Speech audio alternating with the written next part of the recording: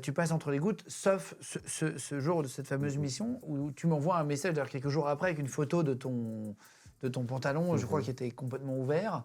Est-ce que tu peux expliquer justement cette mission qui tourne mal et où tu te fais blesser?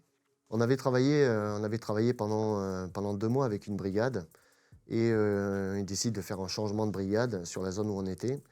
Comme on est surveillé en permanence, 2 jours après que la brigade soit partie, et donc il restait que quelques éléments pour permettre la permutation, les Russes ont décidé de faire une offensive pour reprendre du terrain. Donc là, nous, on décide d'intervenir pour stopper l'avancée des Russes. Donc c'est une grosse concertation parce qu'on sait que c'est du carnage.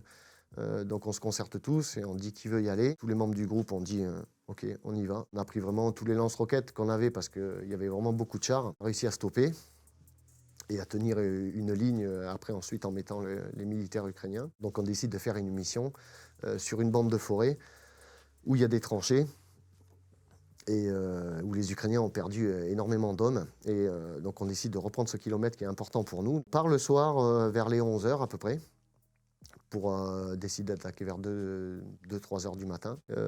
Il y a des événements que je ne peux pas expliquer qui nous font prendre beaucoup de retard et qu'on arrive malheureusement presque au lever du jour sur cette ligne de front.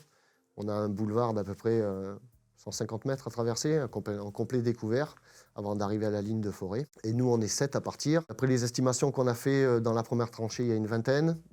La deuxième tranchée qui a une vingtaine de mètres, il y a à peu près une vingtaine de gars aussi.